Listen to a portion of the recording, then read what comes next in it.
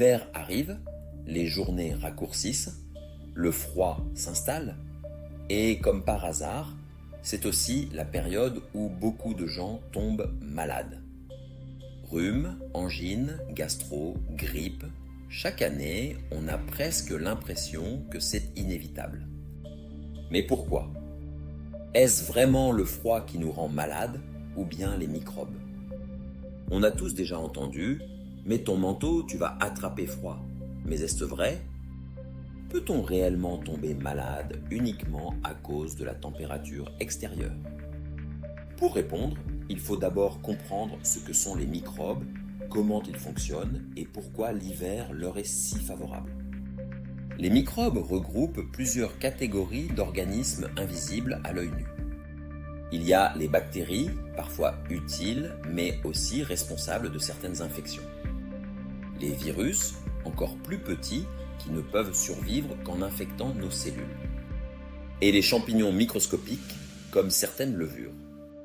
En hiver, ce sont surtout les virus qui dominent, rhinovirus pour le rhume, influenza pour la grippe, ou encore le virus respiratoire syncytial qui cause la bronchiolite. Mais alors, quel est le rôle du froid? Contrairement aux idées reçues, le froid en lui-même ne crée pas de virus. Il n'est pas directement responsable d'une infection. Par contre, il fragilise nos défenses. Nos muqueuses respiratoires, qui sont notre première barrière, s'assèchent plus facilement. Un nez sec devient une porte d'entrée idéale pour les microbes. De plus, lorsque la température baisse dans nos voies respiratoires, les cellules immunitaires qui y patrouillent deviennent moins efficaces. En clair, les virus rencontrent moins de résistance. Il y a aussi nos habitudes. Pendant l'hiver, on vit davantage à l'intérieur. On ferme les fenêtres, on chauffe, on s'entasse dans des lieux clos. Autant de conditions parfaites pour que les virus se transmettent rapidement d'une personne à l'autre. Et il y a un autre élément. Certains virus adorent littéralement le froid. Par exemple, celui de la grippe survit beaucoup mieux dans un air frais et sec. Les rhinovirus, eux, se multiplient plus facilement à une température légèrement inférieure à celle du corps humain. Or, c'est exactement la température que l'on retrouve dans nos narines quand on respire de l'air froid.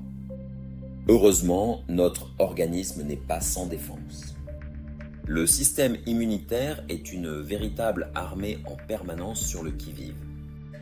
La première ligne, c'est la peau, les muqueuses, le mucus et les petits cils dans le nez qui repoussent les particules.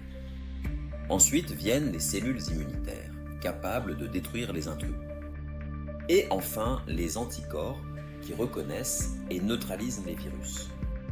Mais en hiver, cette armée est surchargée.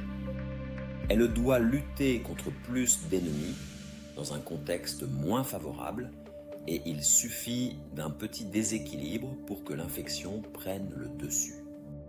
C'est aussi pour ça que certaines personnes tombent malades plus facilement que d'autres. Les enfants et les personnes âgées, dont le système immunitaire est plus fragile, sont plus exposés. Mais notre mode de vie joue aussi un rôle, un sommeil insuffisant, une alimentation déséquilibrée, le manquer d'activité physique ou encore le stress affaiblissent nos défenses. Résultat, deux personnes exposées au même virus n'auront pas forcément la même réaction. Beaucoup d'idées reçues circulent à ce sujet. On pense souvent que le froid rend malade. En réalité, ce n'est pas le froid, mais bien le virus qui provoque la maladie. Le froid ne fait que faciliter son travail. On entend aussi que les antibiotiques guérissent le rhume. C'est faux, car ils n'agissent que sur les bactéries, pas sur les virus. Enfin, on confond souvent rhume et grippe, alors que la grippe est beaucoup plus violente et peut entraîner des complications. Heureusement, il existe des moyens simples pour réduire les risques. Aérer régulièrement les pièces, même en plein hiver, permet de renouveler l'air et d'éliminer une partie des microbes. Le lavage des mains est essentiel car les virus se transmettent souvent par contact. Une bonne hygiène de vie avec du sommeil, une alimentation équilibrée et un minimum d'exercice physique aide aussi à maintenir un système immunitaire solide. Pour certaines personnes, notamment les plus fragiles, la vaccination contre la grippe reste une protection importante. Enfin, un geste simple mais efficace, tousser ou éternuer dans son coude pour limiter la propagation. Alors pourquoi tombe-t-on plus souvent malade en hiver ? Ce n'est pas seulement à cause du froid. C'est parce que cette saison réunit toutes les conditions idéales pour les microbes. Air sec, température basse, espace clos, défense immunitaire affaiblie. Le froid n'est donc pas un coupable direct, mais plutôt un complice qui donne un sérieux avantage au virus. La prochaine fois que quelqu'un vous dira « Couvre-toi, tu vas attraper froid », vous saurez que la vérité est un peu différente. Ce ne sont pas les températures qui nous rendent malades, mais bien les microbes qui profitent de l'hiver pour passer à l'attaque. Et vous, faites-vous partie de ceux qui traversent l'hiver sans problème, ou êtes-vous du genre à enchaîner les boîtes de mouchoirs dès le premier courant d'air ?